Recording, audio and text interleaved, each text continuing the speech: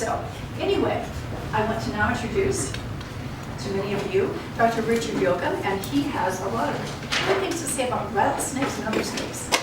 Here you go. Thanks, Marcia.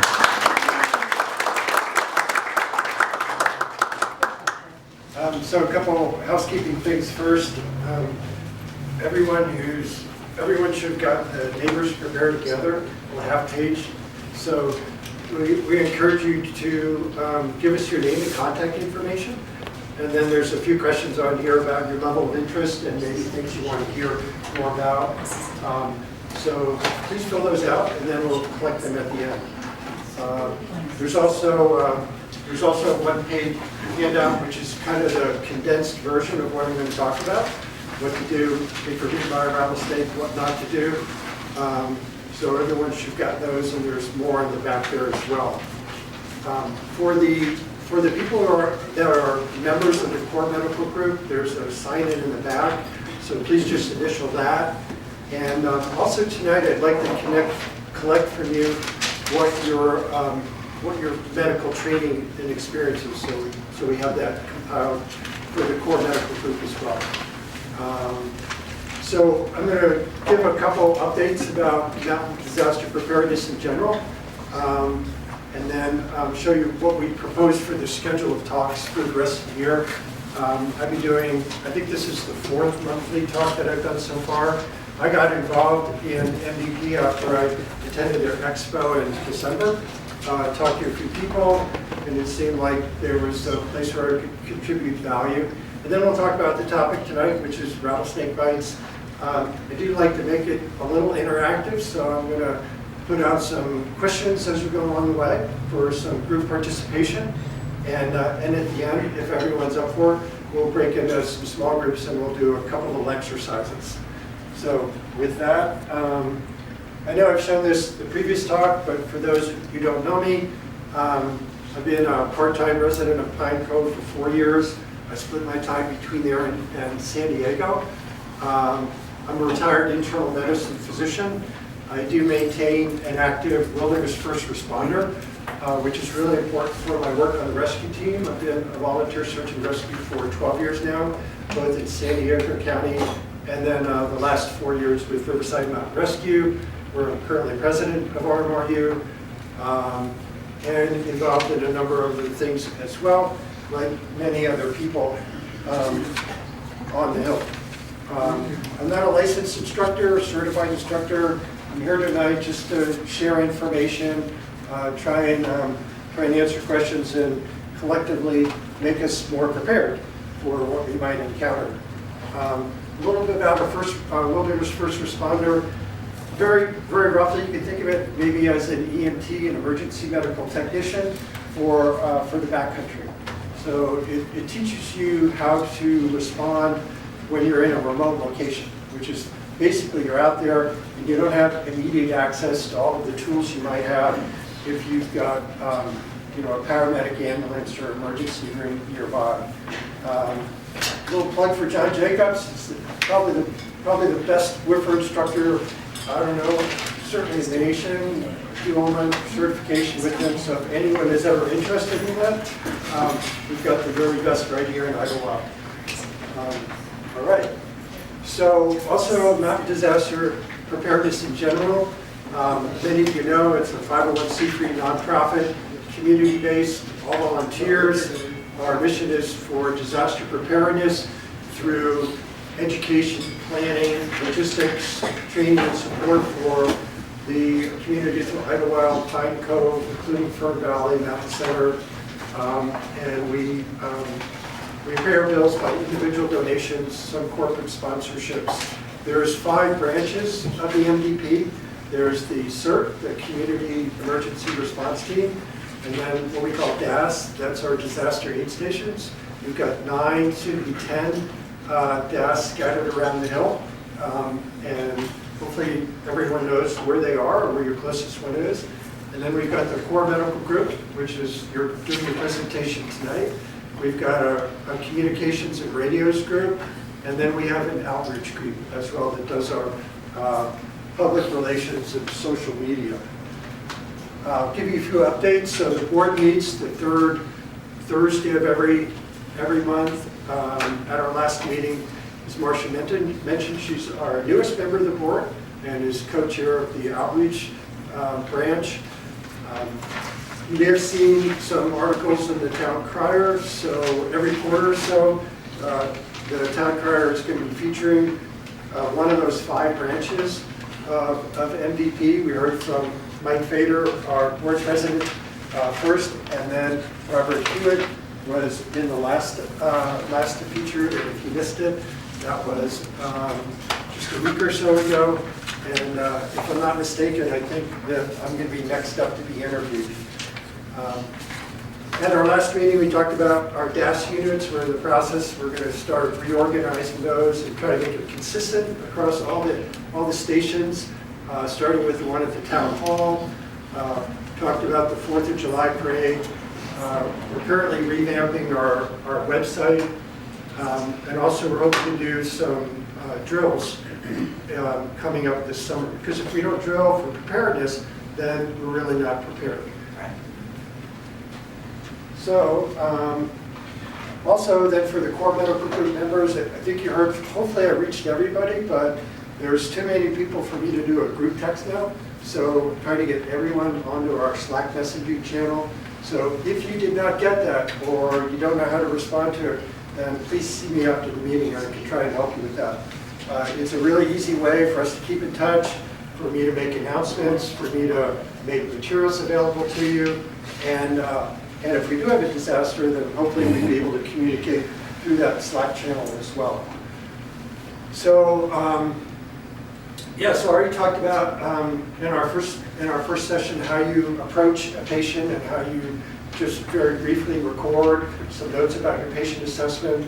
We talked about abdominal presentations. Last time we talked about wound care. We talked about how to stop bleeding. And today we're talking about rattlesnakes. So we've got a number of topics lined up. And as Marcia said, we're going to get together and nail those topics down and put them out on a schedule so you know what's coming. We're going to try and do it, these talks at the same place. We're just doing it right here in this room, always the first Thursday of the month. We do need to refine the time, whether we want to start at 4:30 or 5. So maybe we'll poll people at the end of the meeting today. So what I'm hoping that you get away from today's talk is how to distinguish a rattlesnake from other snakes we have up here. Things that you can do to reduce your risk of being bit by a rattlesnake, and then some do's and don'ts in case you do get bit. I want to emphasize that you're not going to receive any kind of a certificate or a license to treat rattlesnakes. And also, I'm not a snake expert. I'm not a herpetologist. I will say I did have a lot of fun putting together some slides and learning about some of the more common snakes we have up here on the mountain. I always like to frame the talks that I do with regard to our CERT group, because if we are drilling or in an actual disaster scenario, we'll be working alongside those. And I didn't see anything about snake bites in that in their medical training manual. So if I'm wrong about that, somebody can correct me at some point. So it's a lot of different kinds of rattlesnakes. Who can tell me what we generally have up here on the hill? Pacific side one. We have the Southern Pacific rattlesnake. Yeah. So I was going to talk about it in there. Most of the, by and large, nearly all of the rattlesnakes up here, I think, are going to be the Southern Pacific. But as you can see, it's a lot of different rattlesnakes. Let's talk about poisonous snakes in general. There's two main families or categories of snakes. They're the elapids and the vipers. We don't have the elapids up here, but those are the coral snakes, which is the top, and then on the right, a sea snake. Cobra is pretty recognizable to everyone, and then mambas. But in the vipers family, that's what we have mostly in North America. Rattlesnakes, water moccasins, North American copperheads. Those are kind of the big three in terms of the vipers. And you can see them in that order: rattlesnake, water moccasin, and the copperhead. So how do we distinguish a rattlesnake from a snake that's not going to be poisonous or venomous to us. And I think most of you know this, but probably the easiest way is the head and the tail. Because if the tail has rattles on it and it's rattling, then you know it's a rattlesnake. I remember one time my cat was out in the yard and I kept hearing that sprinkler go on and off, but it wasn't the sprinkler, it was the rattlesnake, the cat facing off. But also the head. So the vipers are going to have a head that's kind of diamond or triangular shape, and then their neck is going to narrow down after that. So that's usually pretty characteristic as well. There's some other things as well, in addition to the head and the tail. Rattlesnakes are camouflaged. If you remember on that previous slide, you saw snakes that had like a solid color, or maybe some bold stripes or ribbons around them. But rattlesnakes, as you know, they're really well camouflaged. And the reason for that is because they're what are called ambush predators. They hide and they can attack their prey. So they're not uniform colored. Another thing is just the body in general tends to be pretty thick and heavy body versus some of the other snakes. So try to remember those things. That is one of the takeaways that I was hoping people could get from today. So what kind of snakes do we have here up in Idyllwild? For non-venomous snakes, we have the Pacific gopher snake, the California king snake, and the California mountain king snake, garter snakes, ringneck snake, and striped racer snakes. I'll show you each of those in a minute. I think it's smart we take a look at the snakes that are non-venomous, because then if we're trying to distinguish them, if you recognize the snake is non-venomous, then you know it's not a rattlesnake. In terms of venomous snakes, again, it's mostly the southern Pacific rattlesnakes. There are some snakes in some neighboring regions where their habitat may overlap and with the southern Pacific. And those are the Mojave rattlesnake, the northern Pacific. So it is possible. I don't know how often those are seen up here, but San Jacinto Mountains is not their primary habitat. And I'll show you that also. So so the gopher snake, really common up here. Often mistaken for the rattlesnake, because you can see it's got has that color camouflage pattern as well. In addition, this is a snake that uses what we call mimicry in the animal and reptile kingdoms. So when the gopher snake is threatened, it will actually flatten his head a little bit, so it looks a little more like a rattlesnake. It can shake his tail, it's not going to rattle. So it's actually, evolution's a fascinating thing. It's actually learned this behavior, so it's more threatening to potential predators, humans, and that increases its chance of survival. They like the gopher snakes because they feed on small rodents and even other snakes, including rattlesnakes as well. So you can see their habitat up here in the top right. It's pretty broad. It's over a very wide swath of the middle and western part of the country. So that's the gopher snake. California king snake is on the top, and then what we see mostly up here, Idyllwild, very, very distinctive, is the California mountain king snake right here. So it has these bands of red and black and white. And it can be confused with the coral snake because it has the same color bands, but in a different pattern. And I know many people have heard this mnemonic or something very similar to it. And I have a hard time remembering it because when I see the snake, I'm kind of freaked out. So I just stay away from it anyway. But the mnemonic is red touches yellow, kills a fellow. So in the coral snake, you're going to have red on top of these yellowish bands, versus in the California mountain king snake, the red is on the black. So red touches black, friend attack. Yeah. Is that a milk snake too? Is that known as a milk snake? I don't know. Because I had a snake like that what I was told was a milk snake. Up here? When I was teaching. Yeah. I mean, when I was researching snakes, a lot of them have, many of them have That's exactly different what it names. looked Yeah. like. Does anyone know? I mean, as I go through this, if someone knows something that I don't know or I got something wrong, please You speak up. I have a question. Yeah. Does the cold snake range though doesn't come to this area, Doesn't, right? no, I can show you that. So Yeah. if it's red, white, black, it's not a cold snake unless somebody had one illegal or whatever. That's right, exactly right, yeah. And the California king snake, again, is non-venomous, and it also eats rodents, small lizards, reptiles, and it can also eat other snakes, including rattlesnakes. So they're definitely our friends. So the habitat of the California the California mountain king snake is on the right. So you can see it basically comes down the Sierras, all the way down to the summit of the Sierra, San Antonio, San Jacinto Mountains. Yeah, if anyone has questions or they want to contribute, yes. So several of these snakes, if you want to see them in person to really get an idea, the Nature Center has them. So live examples of them. I asked my husband, why don't they have a rattlesnake? Oh, that's liability, that's not. I said, you know, having a live rattlesnake would probably be a good thing for people to see it, you know, in person. They're like, nope. And I was like, you know, but no, they don't have a live one.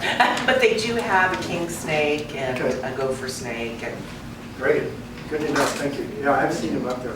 Yeah. Just real quick, for all of us, what do you do when you find a non-venomous snake? What's your recommendation? I don't do anything. What should we do? I just want to suggest don't kill it. No. right, no. That's my point. Yeah. We're not advocating killing any snakes here at all. Rattlesnakes you might want to relocate, but definitely your non-venomous snake. I mean, gopher snakes and your mountain king snakes, those are definitely our friends. I read an article where they said that rattlesnakes are actually becoming more dangerous because we kill the ones that rattle. And the ones that bite first seem to survive. So you're all involved in a selection process.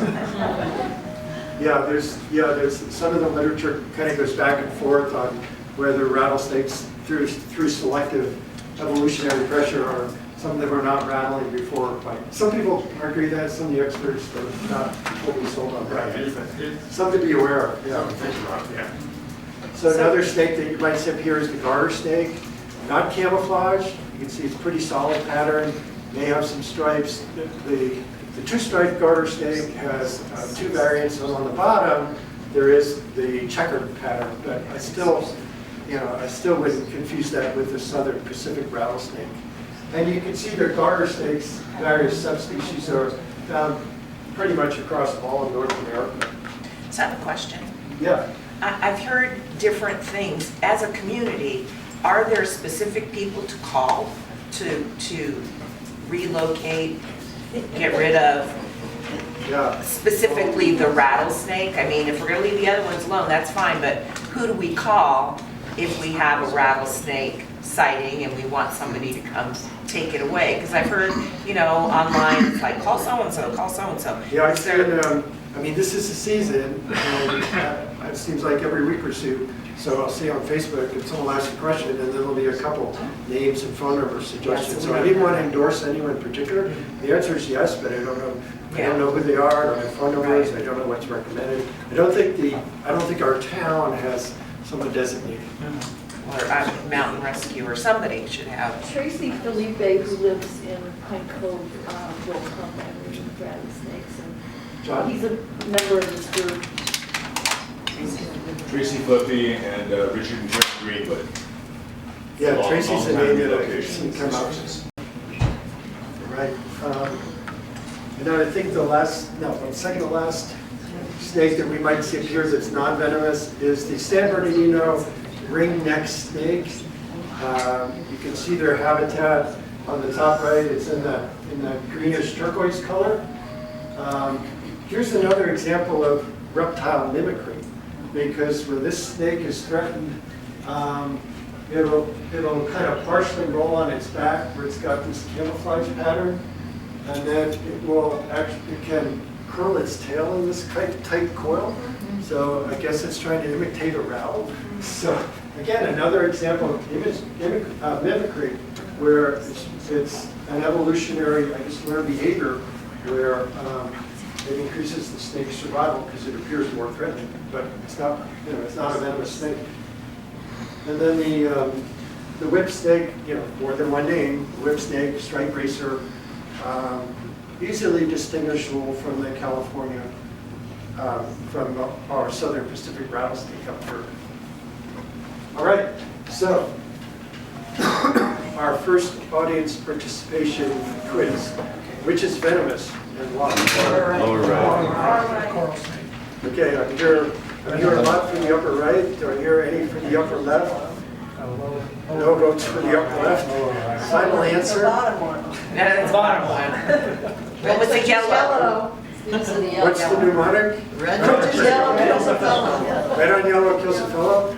So, yeah, okay, so the top left is the mountain king snake, and the bottom right is the coral snake. And who was it that said there aren't any coral snakes here unless like someone has a pet and lets it out, because you can see their distribution is the southern U.S., some Arizona, New Mexico, but there shouldn't be any native coral snakes in California at all. No, I was handed, when I was teaching from some place that they had animals at, and they handed it to me in a pillowcase. Here, have a snake, I know you're a teacher. That's all I got the notes from the Okay. classroom. Okay. Yeah. All right, good job on that. So here's our friend, the southern Pacific rattlesnake. Very prominent up here. Boy, this is the season, because just this last week or so, I see all these reports of people seeing them out on the trails. So, and their habitat is in the blue there. So you see definitely in the eastern or the western third or so of Riverside County. So the rattlesnakes have basically two categories of venom. They have venom that can affect your blood systems, and they have venom that can affect your neurologic systems. And if it's a toxin against our blood system, that's what we call a hemotoxin, chemo referring to blood. And if it affects your nervous system, then it's a neurotoxin. And I'm going to talk more about this in a minute, but most of the rattlesnakes around here are going to be hemotoxic, except, most of the rattlesnakes are going to be hemotoxic. The Mojave rattlesnake is particularly known for its neurotoxin. The southern Pacific rattlesnake is supposed to be mostly a hemotoxic snake, but the rattlesnakes up here in Idyllwild have developed neurotoxin. So I'm going to get back to that in a minute. Just keep that thought. As I said, there's a couple other snakes where their habitat may overlap a little bit with the southern Pacific Idyllwild. This is the Mojave rattlesnake. It's a nasty snake, highly neurotoxic. You don't want to get bitten by a Mojave rattlesnake. So all of us who live here in Idyllwild know how special our mountain town is. We're so special that we actually do have our own southern Pacific rattlesnake. There's a study they did where they collected snake venom from this distribution in shade, and they did genetic testing and analyzed the type of venom. And what they're able to show in this study was that the southern Pacific rattlesnake that's endemic to our mountains up here have actually evolved through selective pressure so that their venom has become very neurotoxic and moved away from the hemotoxic venom, which is a problem, because I'll talk about antivenoms in a bit, but none of the antivenoms are manufactured from our snake. So the problem is that if you get bitten by a rattlesnake and you're going to be treated and you get antivenom, you're going to get what's available, and it's going to be effective to some degree, but it's not going to be as effective as the antivenom might be against some of those snakes where the antibodies are actually manufactured from. Anyone, I know that's kind of common knowledge around town, but does anyone have anything to add to that or any questions about that? So the snakes up here, have they lost most of their hemotoxic venom aspect and moved towards neurotoxin, or do they have both? They have both, but very little hemotoxin is what I've read, yeah. So it's mostly neurotoxin. there any kind of talk about changing that antivenom to where we would have some?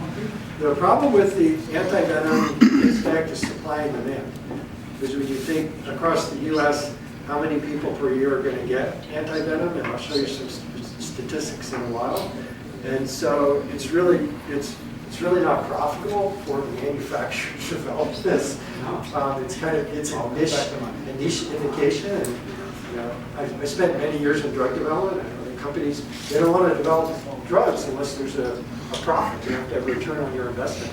So that's the issue we're having that exists in terms of developing better antivenoms. I was So- told years ago that somebody at Loma Linda or something. Bill Hayes. Yeah. Bill Hayes is a rod. Yeah, I know he's been up here in talks. What about Bill? He's a rattlesnake specialist. I mean, one of my former colleagues did his doctoral work with him on rattlesnakes. So he does, I think, a lot of stuff with neurotoxins, so he would be one to definitely encourage into the loop. I'm sure he could go much deeper into this than I can. All right, our second audience participation quiz. Which snake is venomous and why? Remember, there's 4 ways to distinguish Bottom right. pit viper. What are we seeing here? Top left, it'll strike your gopher snake. Camouflage. I've got one vote for the gopher. Well, they're both camouflaged, right? Yeah. That's the problem. That makes it difficult. But I've got one vote for gopher. Who said this is gopher snake and why? I think it is. Why? No rattles. Thanks for coming, Richard. Why? Because Yeah, I haven't seen rattles. it doesn't have the viper head. In the It head? has the colors of a gopher snake. No Yeah. rattles on its head. Yeah. What about this one down here? Can't really see the head. Well, I took this photo on purpose because this won't make it too obvious. Right. But yeah, you can see, it looks like there's probably some rattles here.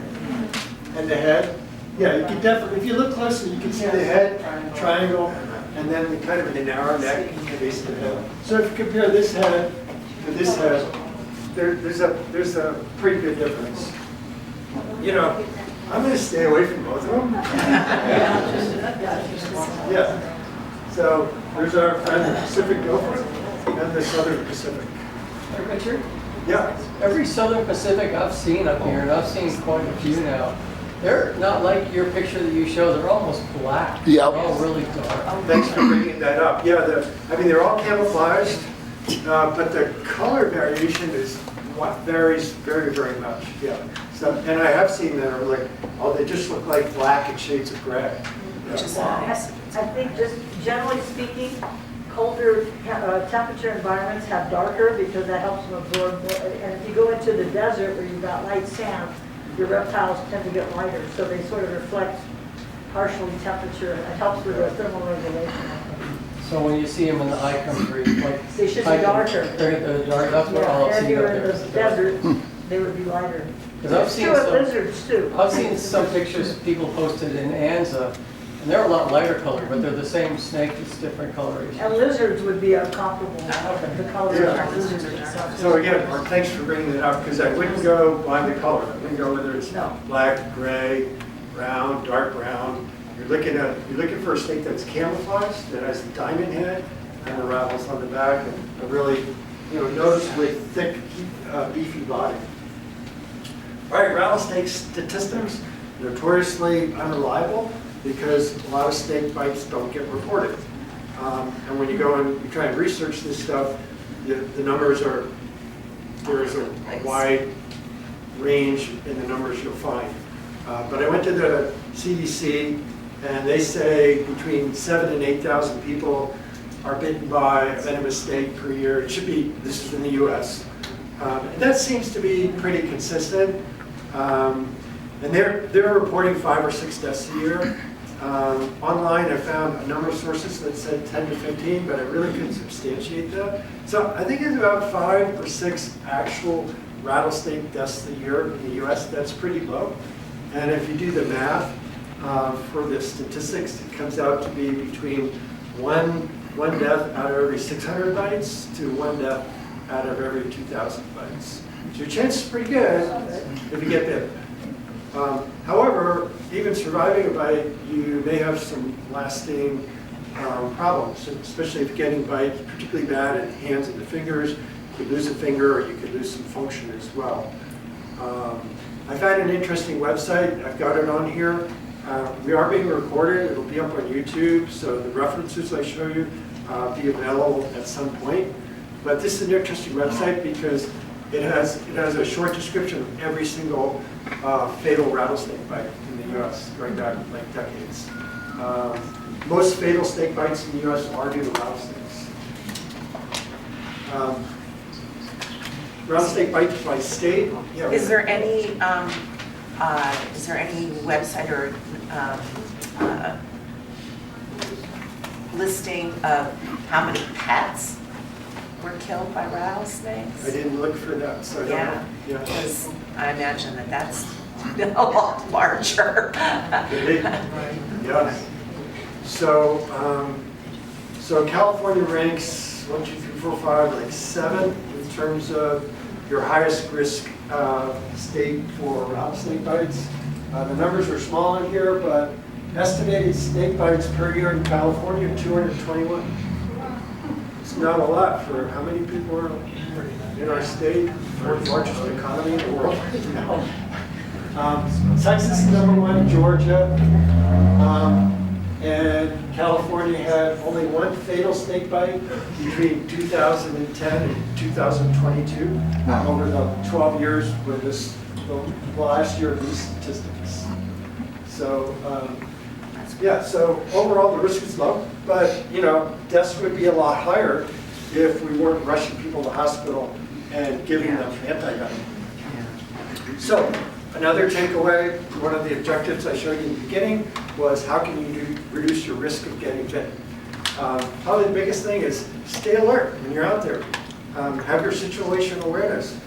We've never seen this. We haven't seen people walk along looking at their phone. So probably not a good idea if you're in the area when there may be some snake bites. Certain times of year, it's going to be more common. We've already spoke, like snakes are just coming out, moving around now. So this is the time through late summer, October, before they go back in their rumination, which is like hibernation for mammals, only rumination for snakes. And those areas where, I think we all pretty much know where you might run into trouble, like wood piles, rock piles, tall grass, thick brush, places where they may be concealing themselves, where it may be harder for us to see them when we come upon them. It's going to help if you stay on well-traveled trails rather than going off-trail. Clothing you might consider are thick boots, thick socks, maybe some loose-fitting long pants. Maybe the fangs won't fit you. And then you can have some thick gaiters. They actually do make gaiters that are at least relatively impervious to getting bitten. Look before you put your hand anywhere. And if you do see a snake, regardless, don't disturb it. Just give them a wide margin. You definitely don't want to provoke them. If you're out camping and you've laid out your sleeping bag or your tent, maybe you want to probably check those before you fall in. You could have a rude awakening. That would not be fun.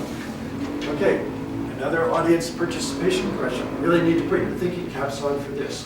Which 2 chemicals are the most dangerous to have in your system when you encounter a rattlesnake? Alcohol.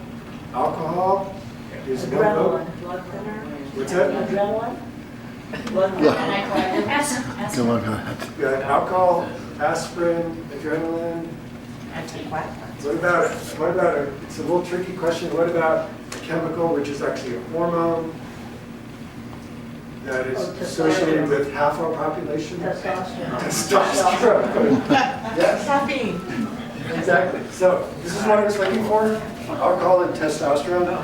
And the reason is because over half snake bites are males between 17 and 27. About half of them involve interacting with the snake. 85% are on the hands and fingers. What does that tell you? You're playing with them, right? and 28% of victims are intoxicated. So, yeah. So, right. How can you reduce rattlesnakes around the yard, or at least make it safe? Well, keep your grass and vegetation cut at least short enough so you can better see if there's snakes out there. Clear limbs and branches so you can see the ground. I mean, we probably all got wood piles out there, but just be conscious that, you know, those piles of logs, boards, branches, that's where your snakes are going to want to like to hang out. Old stumps can be a nesting ground for the snakes. And if you're storing flat items like plywood, it's better to stand them on end rather than lay flat. Because when you lay them flat, you have a nice area for their snakes to crawl underneath there, right? Hey, Richard? Yes? Oh, go ahead. I was just going to mention, when I had in the emergency room was a family, fairly low, and they kept their working boots outside. And they stepped into the room, and the snakes struck immediately, of course. I would like to add that next time I give this Shake boots. presentation. Yeah. That's true also camping. The other thing is, they say that keep the rodents controlled, keep them controlled around your house. Don't have any nesting rodents because that attracts the snakes. Right. They're going to go where their prey is, right? Yeah. All right. I found some fun facts as I went through. Oh, another. I just wanted to add to the other one, because I work at Living Free, and so we actually had someone come out and install snake mesh. It's all in our kennels, our dog parks and everything, so there is a mesh you can actually apply to, like, if you have a chain link fence or anything, and it's a certain level of height, so that they're kind of lazy snakes, so they don't want to get in. It's not to say they don't get in the holes, Okay, yeah. because they sometimes still do, but the mesh is helping. Yeah, so it reduces the numbers, not a guarantee, but yeah. Hey, Richard? Thank you, yes. There's a product I bought.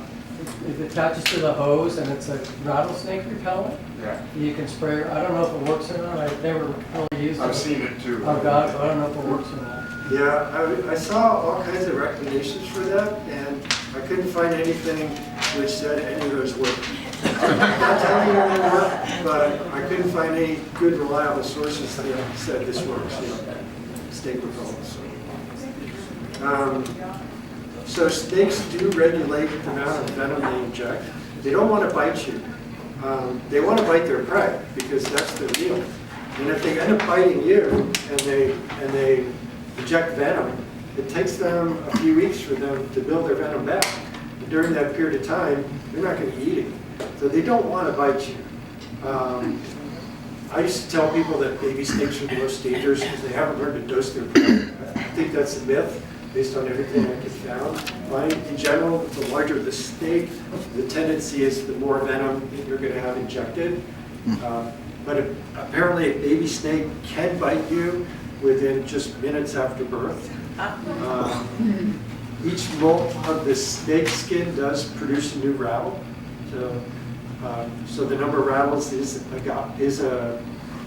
indication of how long the snake's been around, how many times it's molted. Also, I was surprised to learn that snakes shed their fangs several times a season as well. How long do they live? How long do snakes live? I don't know. Several years or more. Good question. I don't know. Yeah, I've seen a big one with 13 rattles, and I also saw a much smaller one with 13 rattles. So the conclusion was the bigger one was a better hunter than the little one. But they were both about 13 years old. And that's not only 13 years because they may molt several times a year. Snakes don't have ears to hear like we do, but they're really sensitive at detecting vibrations. So they might hear your footsteps as you approach. That's a good thing. They do use their tongues to, like many snakes, to gather information in their environment and find their prey.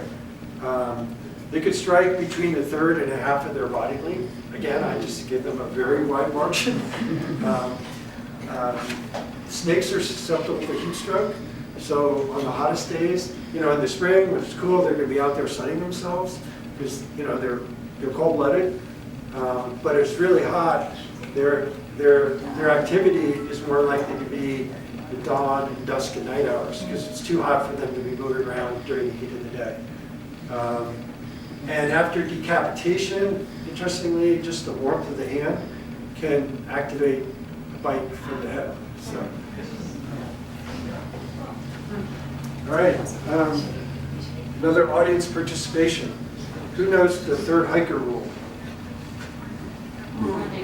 Snake bites the third hiker. Yes, why? Right, there it is. The first hiker wakes the snake up. The second hiker, the snake's annoyed. The third hiker comes along. So, I don't know if it's true, but.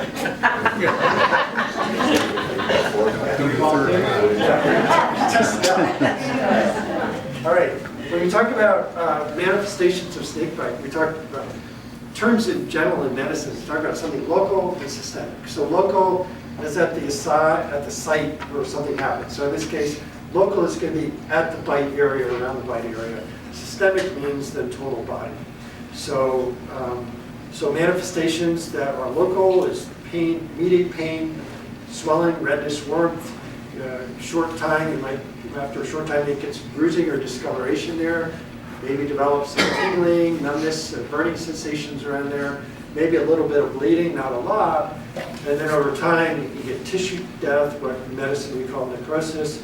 Also something called compartment syndrome. If there's a closed space in the body, a space that's closed off by fascia where it can't expand, and then the swelling increases in that. The swelling can actually increase to the point where it shuts off the blood supply. And that's a medical emergency that has to be treated surgically. And then we get to systemic effects. These are the total body effects. So you may feel faint or dizzy, nausea, vomiting, abdominal pain, muscle cramps, maybe some swelling around the tongue, lips, or throat. That would be a real red flag sign. Get you to medical care as quickly as possible. You may have an increase in heart rate, decrease in blood pressure, some shortness of breath, and it can lead all the way up to cardiac arrest and death. So remember we talked about hemotoxic effects and neurotoxic effects. These are obviously systemic, so the hemotoxic effects, the effects on the bloodstream, it can impair your blood clotting, so you can't form clots anymore. You can actually start to bleed from your nose and your gums. It can make all of your blood vessels leaky, so you're bleeding internal organs and damage your red blood cells. The neurotoxic effects are no less appealing. Weakness and paralysis, generalized numbness, tingling. You start getting visual changes, blurred vision or double vision. That's probably an indication there's some neurotoxicity starting there. Speech gets slurred, lack of coordination, and then your mental status goes down. You start to forget where you are, what time of day it is, and then you can start to drift out on your level of consciousness.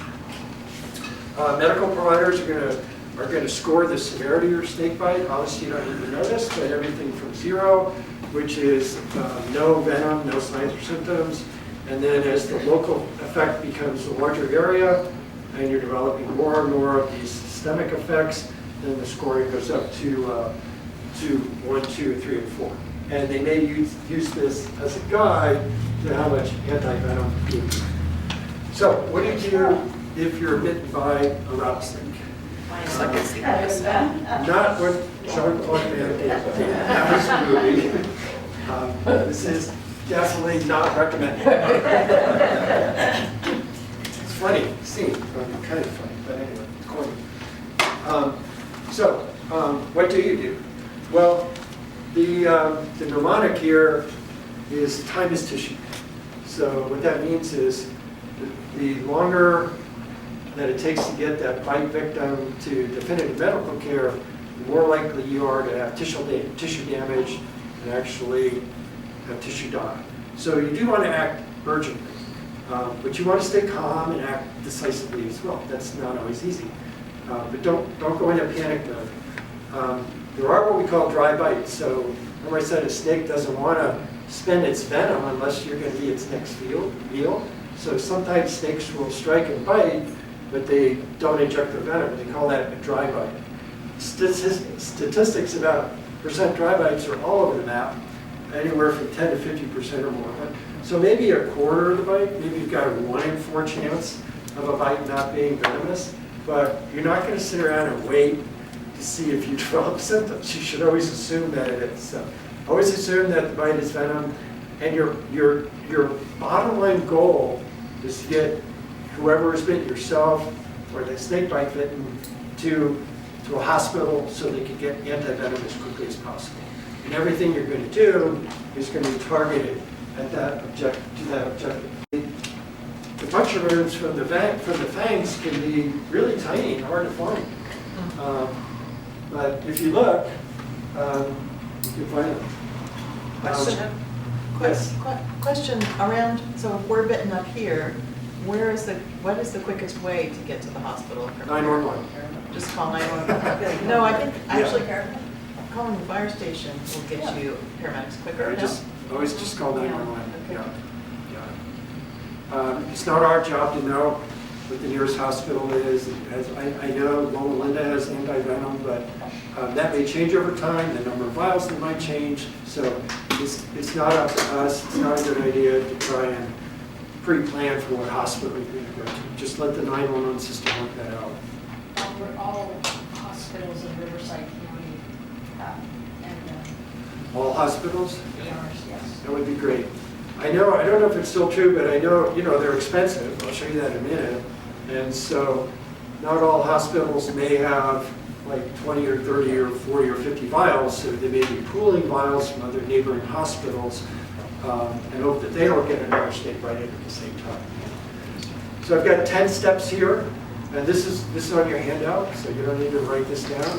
But where I said to stay calm and keep the patient calm too, because the more agitated or panicked you are, the more your patient's going to reflect that same affect, and the more agitated, the more panicky they are, the more adrenaline, the more that's going to move that venom into their system. So stay calm, keep that calm, act decisively, deliberately. First thing you want to do, make sure that no one else gets bitten. So you want to assess your scene safety, get yourself, who's over there, away from the snake, make sure that you don't end up having more than one snake bite victim. And then immediately think about what that evacuation plan is going to be. If you're in town, you're going to call 911. But if you're out on the trail somewhere, it may depend where you are, how far away you are, how soon you need your trailhead, or you can get a helicopter in there. So I would recommend that you do that before you call 911. At least think about that beforehand, but you do want to call 911 pretty much right away. Lots of times for snake bite, helicopters I know from my mountain rescue that many times the helicopter just whisk in and get our patient out, whether it's snake bite or whatever. But if you know how often the weather up here is socked in, they can't get in there. And even we can have sunny weather out here, but they've got fog down in Hemet and they can't take off.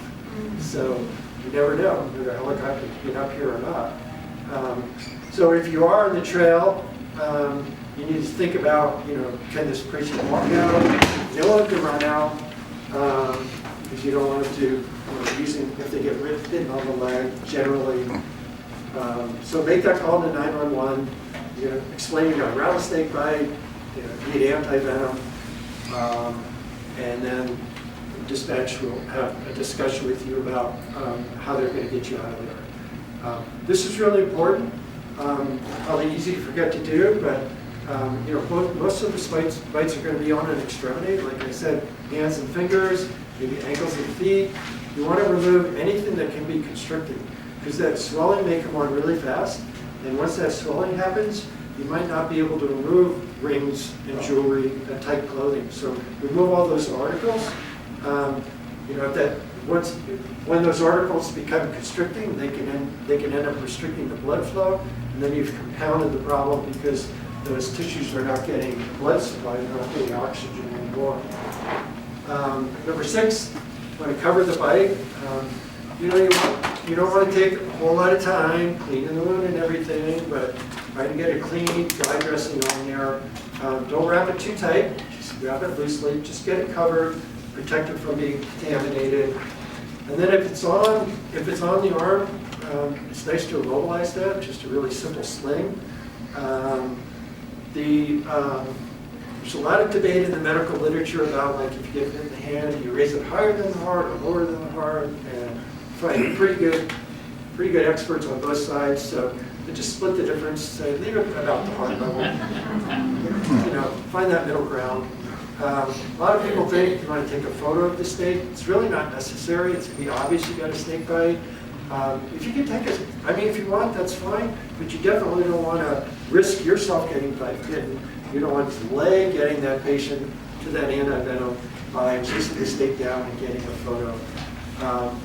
It's a good idea if you can remember, take a Sharpie or a pen and you can mark the borderline between the swelling or redness at 30-minute intervals.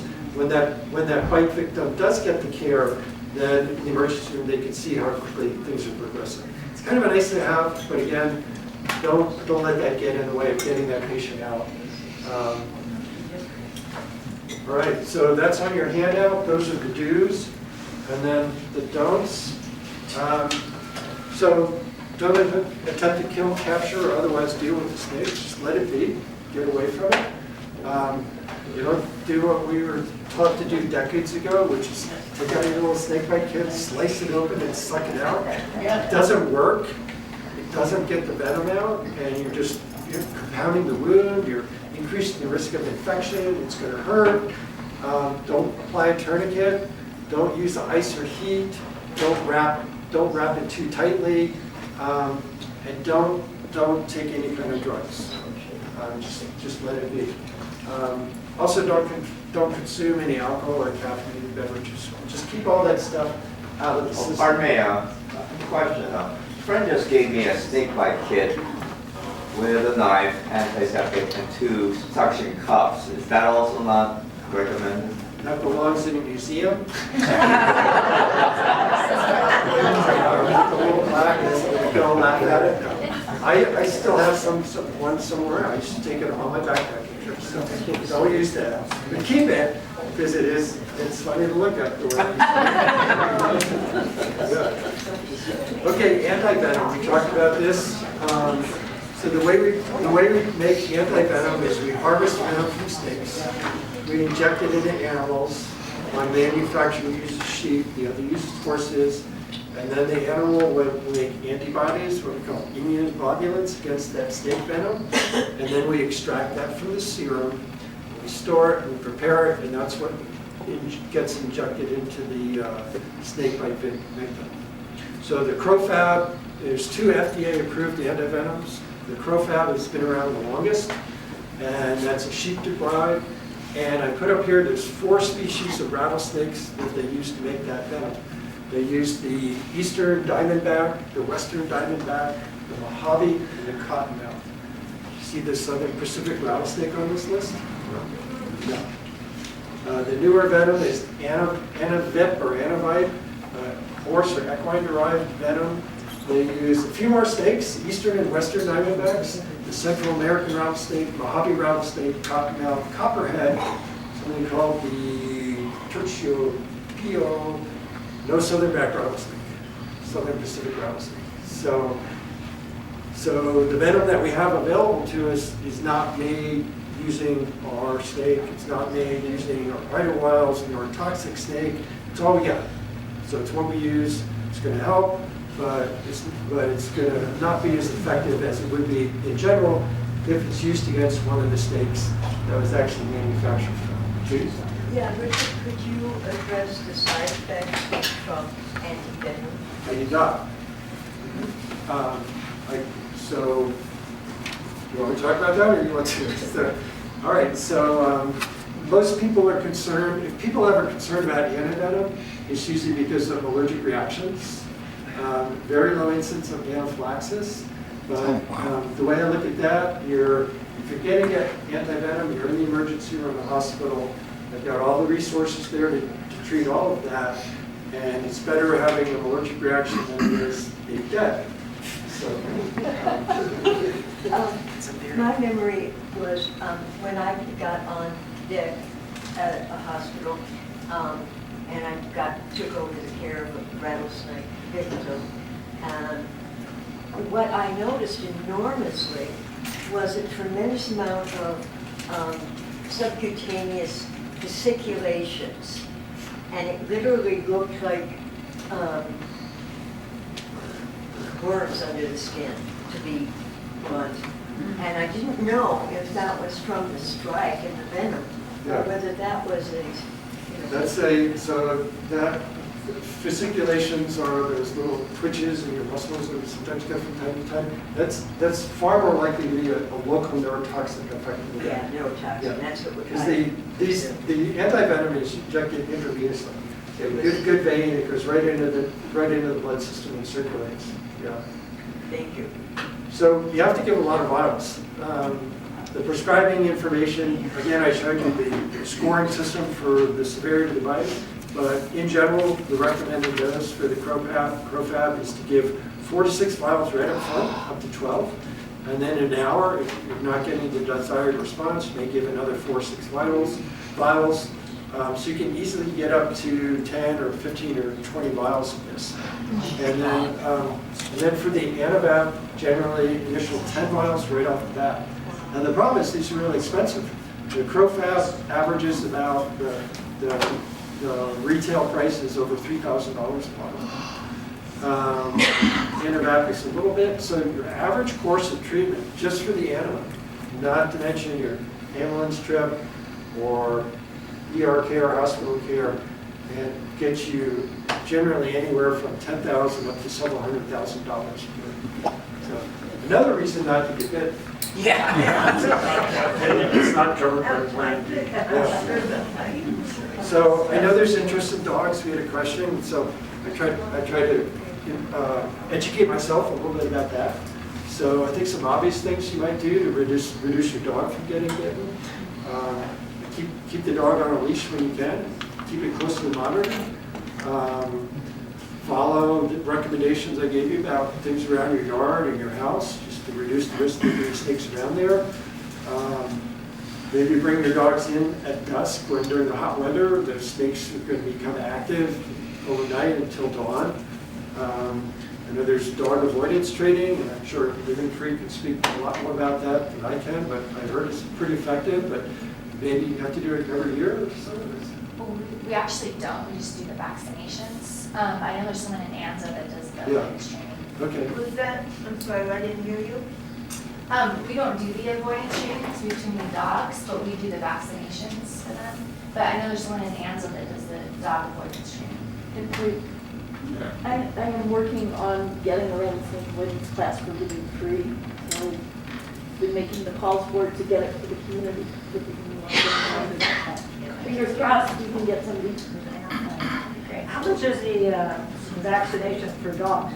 So What is if they the get bit, they're vaccination? protected, basically work like a normal vaccination? It helps, yeah. The little dogs, the chances are lower. Bigger dogs, obviously, you have a better chance. It helps, but I think it's the same issue though, is that they're depriving it, taking it from not a rattlesnake. So And how much do they cost? The shots are $35 at ARC this week. $35? $35 at ARC. And Living Free has a vaccination clinic coming up, and they're also going to have the rattlesnake vaccine. It does not protect your dog from getting sick from a rattlesnake bite. It delays your reaction to give you more time to get your dog in for treatment. And there are some very negative side effects that's coming off the market after this year. Yeah, our sons, before, we did rattlesnake training, which was excellent, highly recommend that. But our son, beforehand, took his dog to the vet and asked about the vaccine, and she highly recommended against it. She said that it can cause the dog to go into shock. And the second bite usually causes the dog to go into shock. And so when you are vaccinated, then the bite is the second bite. And so anyway, I would just say before you get your dog vaccinated, just check with your vet and see what they recommend. Yeah, I'm sorry to get into this, so I can't offer anything. One thing to remember about the dog is the dog isn't going to run up to you and say, I get bit by a rattlesnake. Yeah. So it may just be a change of behavior. You may not see the snake, And the dog may just be, start hiding. And this is what they teach them, the Yeah. awareness training, is they train them with sight, so they know what a snake looks like, the sound, and the smell. So, and they do this on purpose to get the dog, and it is every 2 years, he recommended to just keep the memory up. But if the dog starts acting very strange, like, I don't want to go, don't pull the dog, it knows something. So that's. And so if your dog is limping, or acting sluggishly, or vomiting or diarrhea, look for small punctures. They're generally going to be around the face or on the lower legs. But you don't have a reaction yourself. And as far as the dog is concerned, get dog insurance, but it's, all bets are off if they get bit. Richard, we could just put the names of some of these avoidance classes, the specific names for them so people will know. If you just look up rattlesnake avoidance classes, but as I said, I'm hoping that Living Free is going to be able to offer one. Richard, I have it right here. Great. What is the one that you get emails from? Yeah, maybe you can send that to me, and I'll drop it in the presentation, and I'll go up on the YouTube, and I'll put it on our website. Can you give us the name? We're gonna push that information out. National Solution K9 Rattlesnake Aversion Training. And if you look that up, they have schedules of where it is being, the classes are being given. Yeah, they're all over different areas. They're all over, even New Mexico, up, down, around, everywhere. If you look in yesterday's Facebook, someone posted, and I looked at it because I'm looking for a class to bring up here, at it's rescue.org, snake training, gsprescue.org, and it's listed in Facebook yesterday. And I can call to them about it. I want to mention there's a free mobile phone app called Snakebite 911. I remember I had it, I looked it up, refreshed my memory for this talk, and it's pretty good. So it covers a lot of stuff that we talked about here today. Yeah. So I had a dog bit in a very remote area. I called the vet on Sunday, of course. Bit on the nose, very excruciating pain, nose is swollen. Called the vet. The vet says give him a Benadryl. Yeah, you are not supposed to give Benadryl for rattlesnake bites to dogs unless they've had the anti-venom shot, and you give the Benadryl to avoid the anaphylactic reaction that they're having with the shot. Yeah, it was the opposite. We gave him Benadryl Sunday. That was the old advice, but you shouldn't give it for rattlesnake bite. Because I found a general recommendation against it. So again, just make sure you educate yourself about when it's a good idea and when it's not. Okay, that's it. We thank you all so much for being here.